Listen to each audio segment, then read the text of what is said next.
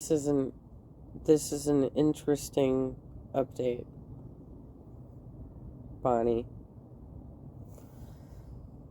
I mean, this is a very privileged family. They were making a lot of money on YouTube, and they were doing so by highlighting how cruel they were to their own kids. Now, I haven't seen this woman's channel, but here's a lawyer covering it. The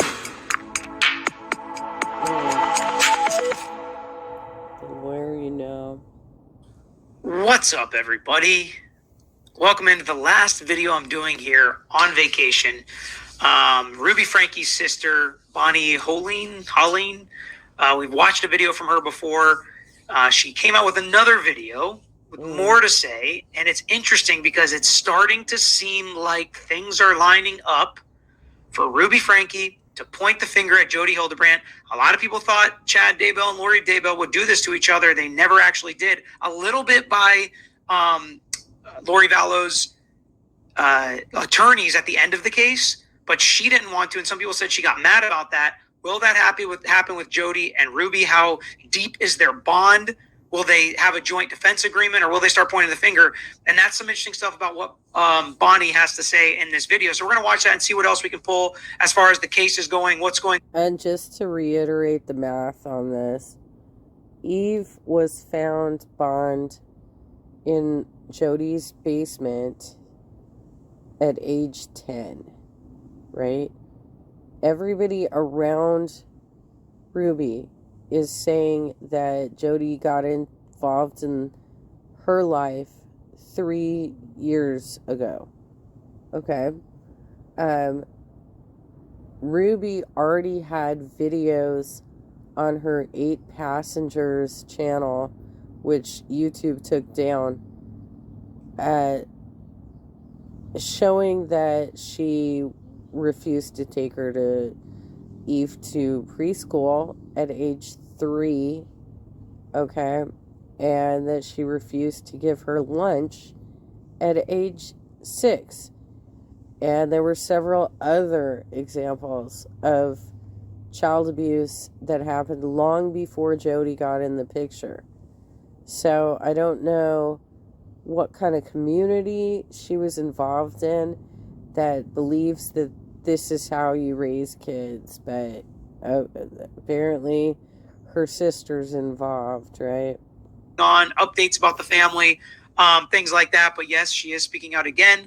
I'm sure some of you are not going to be surprised about that. Let me know what you think about that in the comments. Hit the like button as well. Let's jump into her latest video. Okay. A load of laundry going, and this is the first load of laundry that I am running. We just got our water hooked up late last night, and so it's been actually really scary turning things on, letting the water flow, because I'm very paranoid about water. And I didn't, we just, as you guys saw a few videos ago, we were tiling where the washer and dryer was going to sit, and we got the washer and dryer in, and I just thought I would try a load out. And I'm sitting here because I'm worried that it's going to shake like crazy and bust out the tiles and water's going to explode everywhere, just like expecting the worst, but hoping for the best. And so far, it's very quiet. Oh my God. It's very quiet. So far, it's working. We'll see. And so I thought I would just sit here and answer this question because I thought it was a really good question. And I do need to preface. I want to just explain the state that my body is in. I made some stories this morning that obviously I got really emotional over. I haven't gone a single day without crying, I don't think. I did go a couple of days when we were camping. That felt really good. But no, I cried when I was camping too. But they're getting less frequent.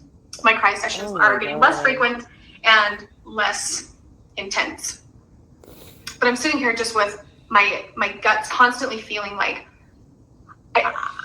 it's funny because I feel like I have to be so filtered in order to say what I'm thinking, but I have no one that I'm answering to. And so at first my few videos, the only thing that I was thinking was, if this sentence gets taken out and put in the media, what is that going? I was trying to make sure that each sentence wasn't going to be taken out of context.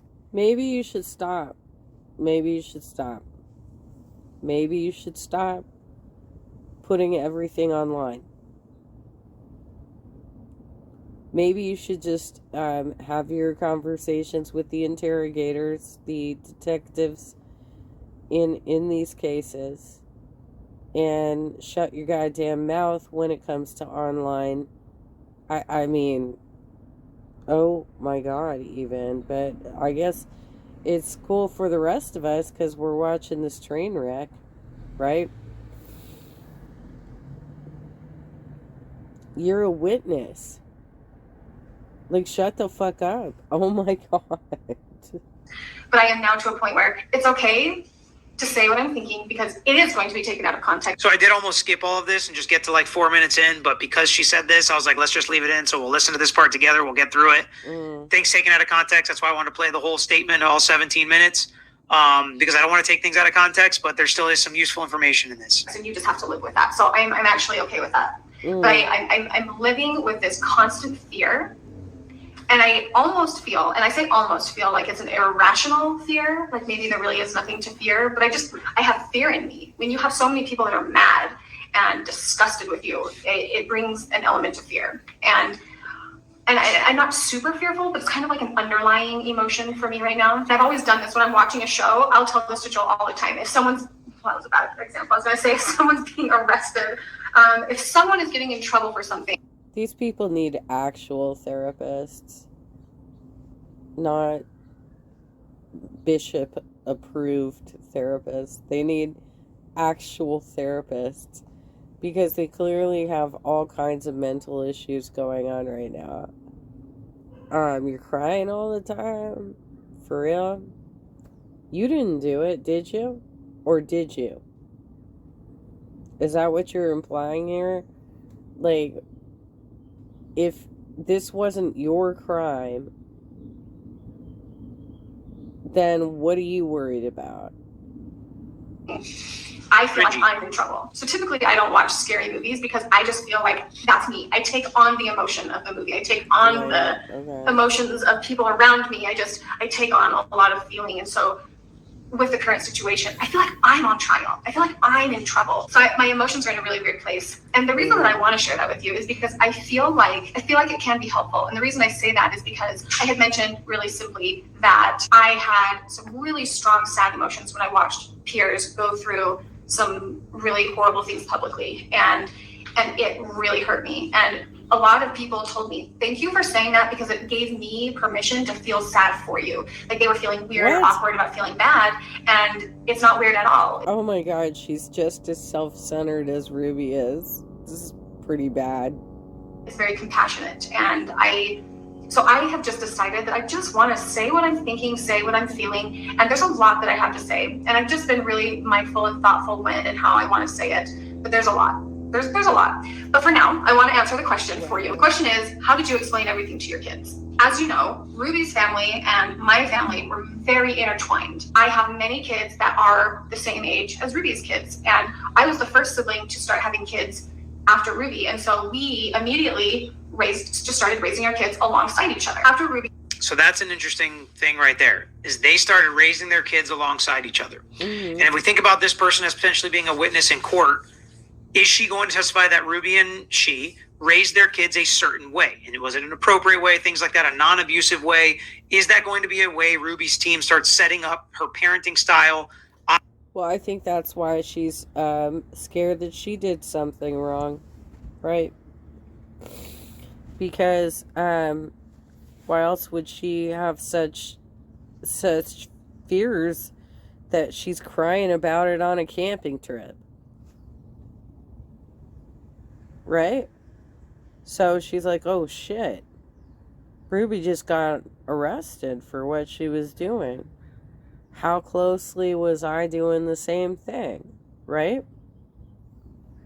Were you tying down your kids, Bonnie? Were you duct taping them, pouring honey and cayenne pepper on their wounds?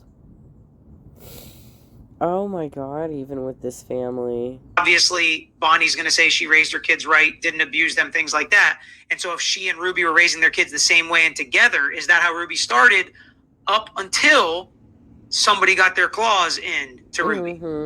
And that is where the connections start coming about potentially pointing the finger. Ruby started implementing what she was learning in Connections, her actions naturally led through her family. And so when the kids would get together and play, their kids alongside each other. After Ruby started implementing what she was learning in Connections, her actions naturally led through her family. And so when the kids would get together and play, they would start correcting my kids, and essentially they were counseling. I'm just listening for the washing machine. Essentially, they were counseling and giving what they had learned in therapy. It's really bizarre that she's showing some sort of paranoia over installing new appliances to wash her clothes. Give me a goddamn break, Bonnie. They were teaching that to my kids, which was odd. And so things changed when she started getting involved with Connections, which is with Jody Hildebrandt, the co-defendant, their business together. And then Ruby was teaching that to her kids. More important details that could be facts testified to, that she was in fact taking what she learned from Jody Hildebrandt and Connections, putting it through to her kids, and that her kids were then teaching it to other kids. And that had caused some friction between the cousins. And we had always done these sleepovers. Ruby and I often did kid swapping. And I would take the boys, she would take the girls, or she would take a few kids, I would take a few kids. And I made a video on this about no more sleepovers, but that was very surface level for what was going on. And to be honest, I didn't have a specific reason of saying, oh, well, this happened and this happened, so no more sleepovers. And that was what was the hard part. My kids were getting uncomfortable. And there was nothing specific that had happened other than, we're not having fun anymore. Things are feeling kind of weird. And I was feeling the same way. And so it was a really big deal when I told Ruby that I don't feel comfortable having sleepovers or switching kids with you anymore. That was a very big deal. She was mad. She was mad when I told her that. And the only thing I can say is you have to follow your gut. You have to follow what you feel. And what you feel. So what's interesting about the way she's saying this is she's not going as far as to say what she learned in Connections that was abuse, or that there was abuse, or that's why there was no more sleepovers. So that's what's interesting to me, is how helpful is this actually going to be? It's so vague. She said that other video she did was surface level. This feels a little surface level too. Can we dig deeper to see what the actual root of the problem or weirdness or not? No, but on top of it, she's literally like created a video that she's probably monetized, right? And hopefully she gave more information to the detectives during her witness interview, right? But we don't know that.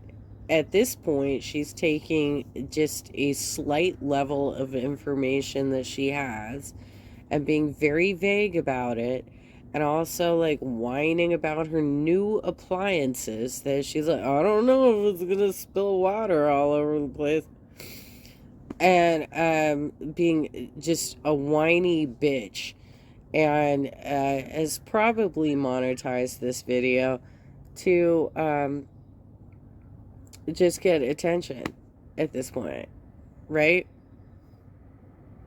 Whereas she's involved in a very serious court case against her sister. She needs to shut the fuck up. What was it? Does it rise to the level of criminal activity? Is it going to be something prosecutors can use against Ruby or Jody or both?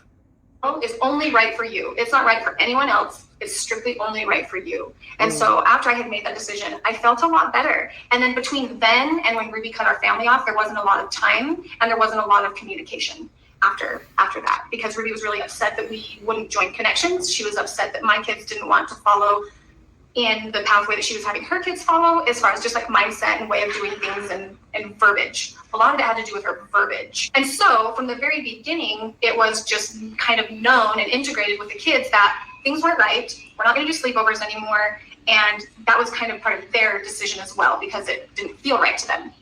And then when Ruby cut us off, there was no hiding it from the kids. Like I said before, we would talk ourselves in circles, and there were days where I just couldn't even get out of bed, because the things that she was accusing my parents of, the things that she was accusing us kids of, they were just flat out made up stories from our childhood. And so Ruby has a history, and again, I haven't watched Ruby's YouTube channel, so I don't know what she's referencing specifically, but Ruby may have a history of accusing people in her family of wrongdoing and it not being true, which could absolutely come into play if some of the things that we've heard now that she's saying about her family members, and maybe she's saying it to help prove her case or help prove why she was doing what she was doing to them.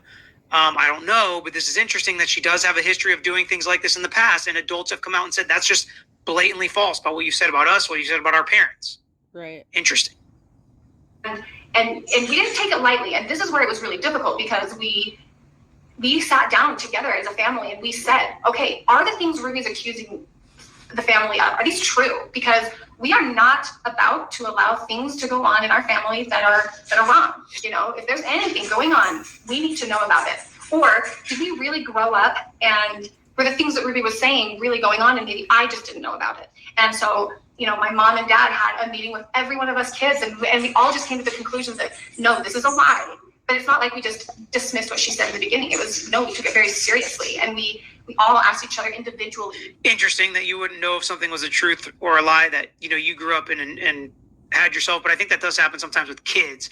They don't realize what's actually happening until they're adults. I think that can happen, but still interesting thought.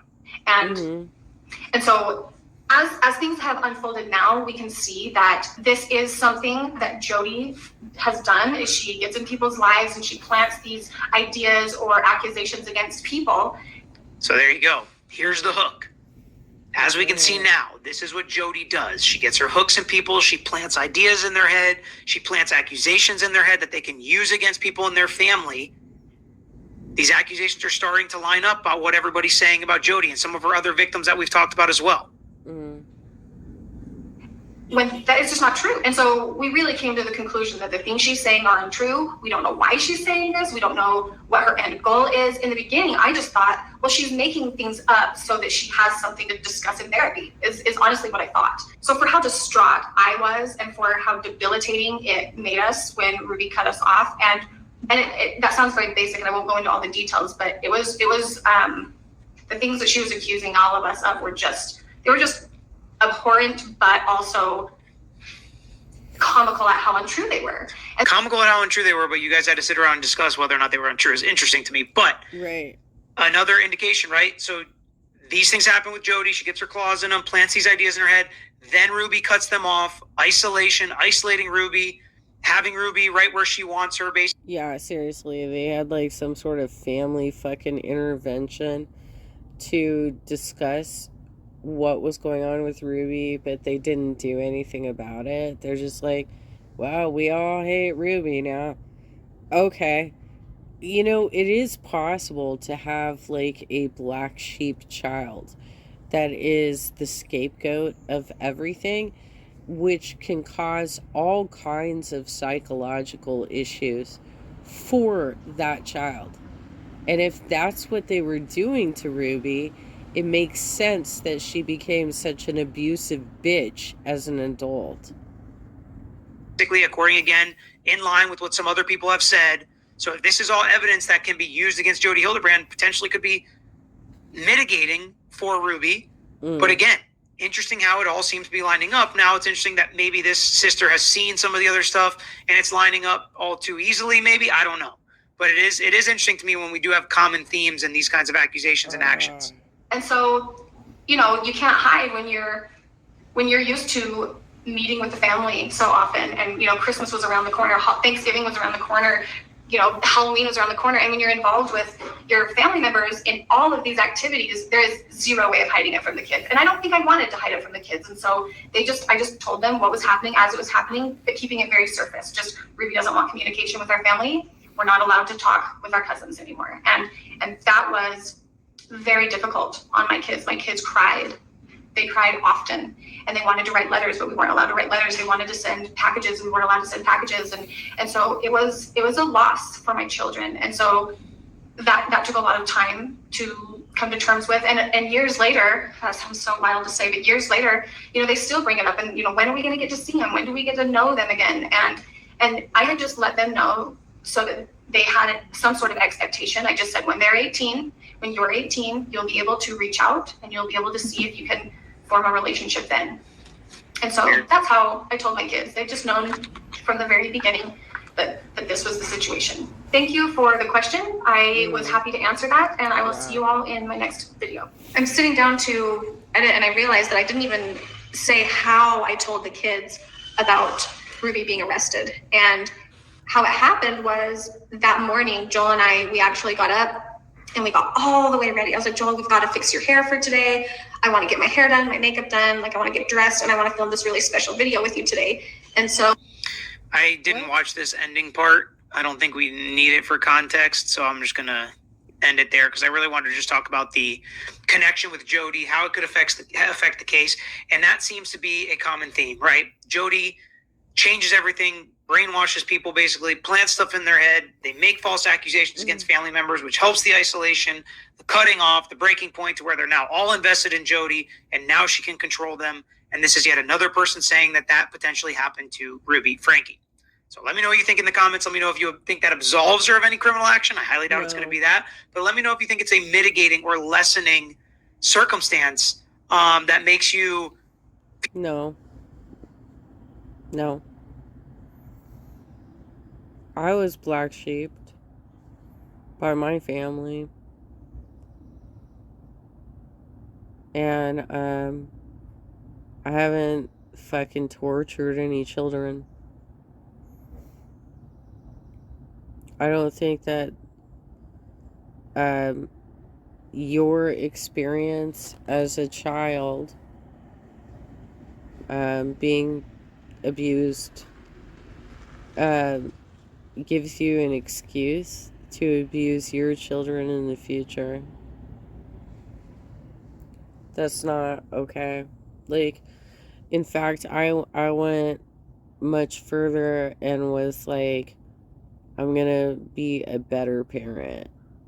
You know, I'm gonna volunteer in the classroom. I'm gonna volunteer in Cub Scouts. I'm gonna, I'm gonna be like the best IEP advocate. I can't understand. Like, I packed the biggest lunches possible. Or at least gave him lunch money, like, I can't imagine being this horrible of a parent and being like, well, I had a terrible childhood, so therefore.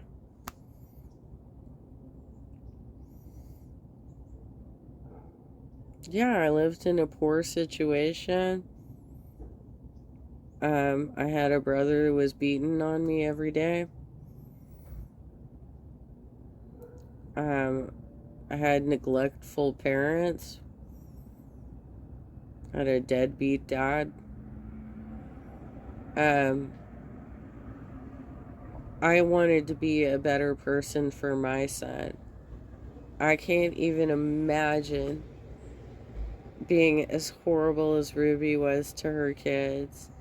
And also, if you hate children that much, why are you having 6 kids?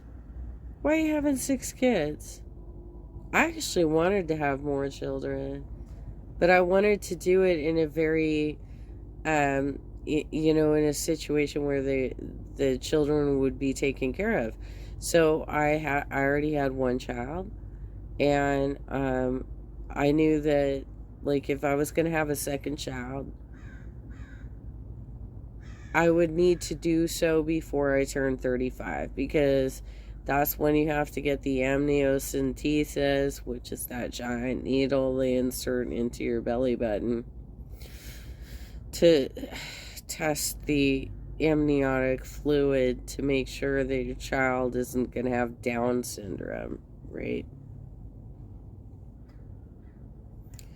But I was like, I think I'm done at this point. Like, I have a child. I'm cool. This is cool. This woman had 6 children that she has utter disdain for and put on a YouTube channel to just, like, make fun of, to, like, show off how she could torment them and abuse them in front of a camera. And we have no rules against this because they're not covered by SAG-AFTRA. Really? This is so sad. The story is so sad. And here this chick is, her sister is like, no, no, no, no, no, no.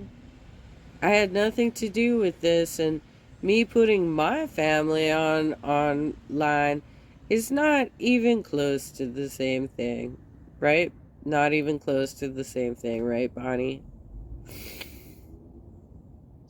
We saw what was going on, but, you know, and we had a family discussion about it.